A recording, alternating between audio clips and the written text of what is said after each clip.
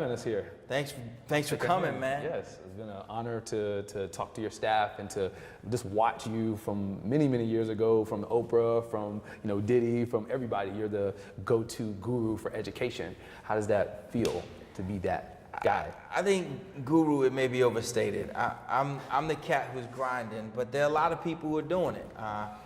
I'm fortunate in that I get the opportunity to do what I love every single day, so I get to go balls to the wall, and in so doing, have captured the attention of some people who are highly visible. But what's most important are the people in the community. That's what makes all this possible. That's why you're in one of our classrooms here. Let's talk about it. So now we're in Harlem, right? This is how many schools do we have so far? So 1, 2, 3, 4. This is our fourth. We have a fifth opening in the fall of 2020. Wow. Okay, so we're in Harlem. What happened in your life that would have you want to build schools like this in communities like this? So I didn't think I was smart when I was younger. I honestly thought that I was born dumb. I had gotten in a lot of trouble as young as preschool, and then from there I ended up being left back in the 3rd grade, and I just grew up thinking I wasn't smart. And I went to college and did well there, but I felt like I had just found the glitch in the matrix. I never really believed myself to be smart. Then got into an Ivy League school, and again, just felt like I was just beating the system. By the time I got into graduate school, I started to recognize that these cats were not smarter than I am. I mean, I could not be convinced of it. And I didn't think that I was so much smarter than they were, but that we, the people I had grown up with, had been put in a system that was just grossly underperforming. And as I delved more deeply into it, I thought, well, why don't I start a not-for-profit organization that works with kids who are going to be the first in their family to go to college, like an Upper Bound program like I'd gone through. And I did that, and it was cool because it worked with about 120 kids, but it just whet my appetite. It didn't make me feel like I was making the impact that I wanted to make. So I visited a number of private schools, and I thought, they're not that dope. And you could do better. I felt like this. I felt like if I take my kids and I put them in the same situation as these kids in, we'll smoke them. And we have. So speaking of which, to date, 100% of your graduates have been accepted into four-year institutions. Every year, period. So you have a social justice thing to all your schools, or just this particular? All of them. So how can we responsibly, as parents, as educators, as community people, as mentors, how can we responsibly talk to our young people about the issues that we're dealing with in our lives? Racism, sexism, homophobia, all the things that we're dealing with. How do we responsibly build these leaders in this way? I think we have to teach children that the smartest person in the room is not the one with the best answers, but the best questions. We don't know what this next generation of leaders will be faced with. Right now, the new now wow is that women, white women in particular, want us to believe that the future is female. As a black man, I ain't really comfortable with that as a solution. That ain't really where I want this story to end. So as a black man running a school that's largely attended by black and Latino kids, most of whom are boys, as an African-American father, I ain't too cool with the idea that we're gonna forfeit the game, that we're gonna punt on first down. I mean, black brothers just got in this thing. We're just in the game, and now we gotta take a back seat. We already been in the bag. I'm not okay with that. So we have to push our young people to ask questions, especially when the questions are unpopular.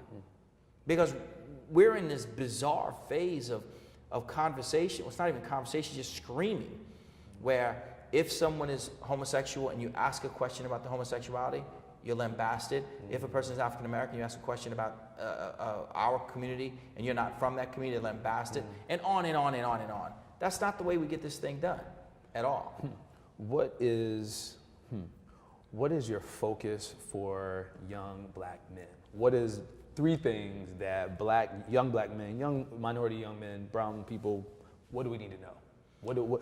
And before you answer it, I've been in schools where there were lots of brown kids and there's not a lot of brown staff. Yeah, well, this is all black and Latino staff. We don't play that mess. Got it. So that works. I know that definitely works. But let me just say this to you.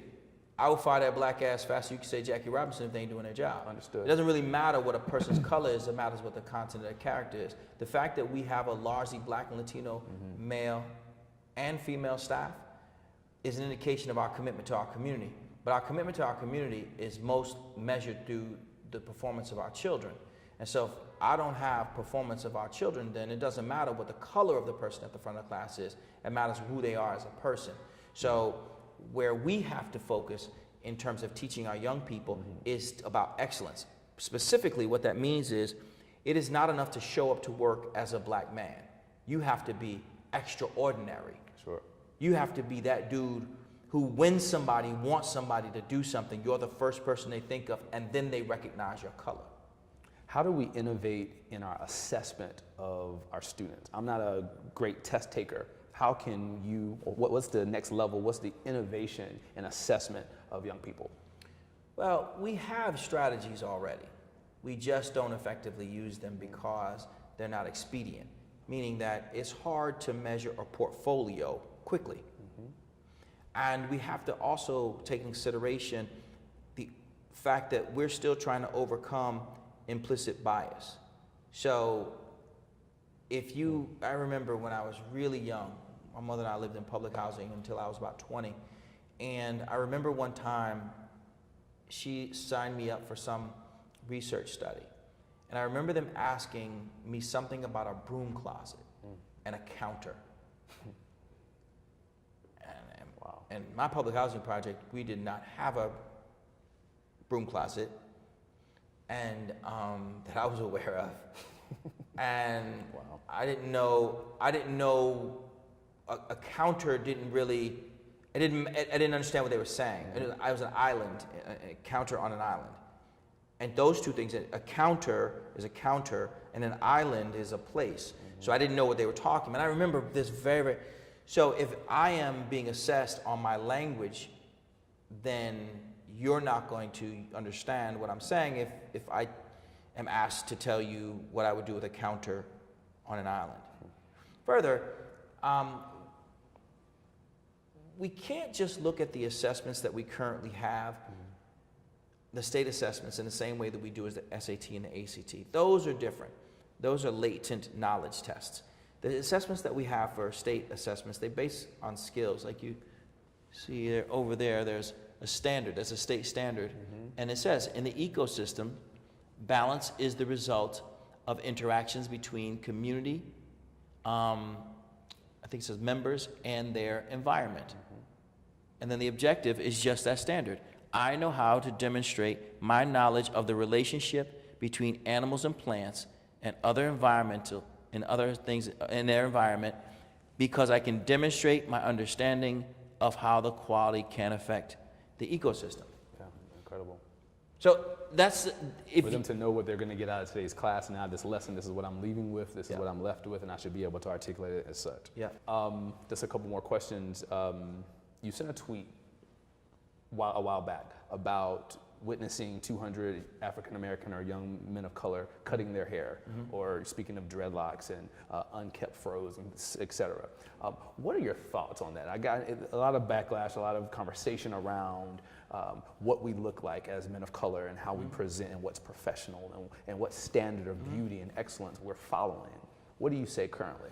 I say what I've said, and I say what I said then. I say that there were a bunch of poser professors and a couple internet trolls who try to make something out of nothing. What the tweet said was that it was one of three. The first one was, I've witnessed a lot of things at the Steve Harvey mentoring camp.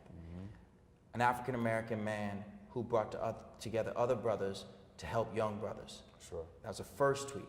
And I talked about how what I witnessed first was black men loving young black men appropriately. It was the first tweet. Second tweet talked about how I saw young men taking on an aesthetic of success in the context of there was a black barber school run by a brother who started his own school. Look familiar? And some young men got shape-ups, some young men cut their hair, others came up with a whole look. But for them, it was about a sense of confidence. And what happened was a bunch of clowns seized the opportunity. At least one or two who were friends, Seize the opportunity to say that I have something about natural hair. The hell is this on my head? What's that on your head? I hear you.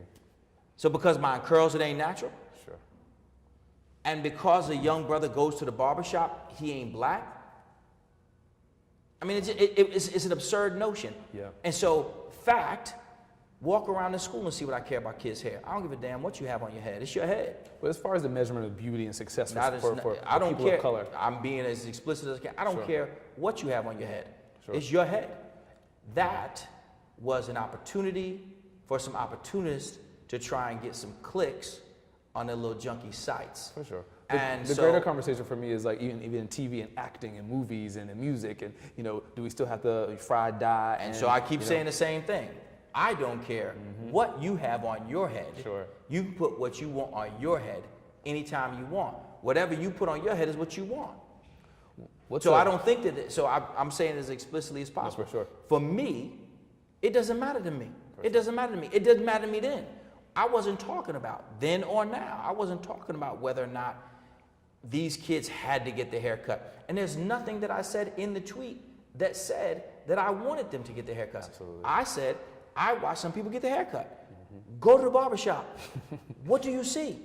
Yeah. And what I saw was these young men and members of the Army who were there were working together to get to a place where they felt good about themselves. An aesthetic of success is you stand this tall and standing in your truth and being what it is. And the one part about a kid with dreads that wasn't reflected because it's a tweet, not a book, was this one young brother, he had like 3 long blonde braids, dreads. They just came down in his face.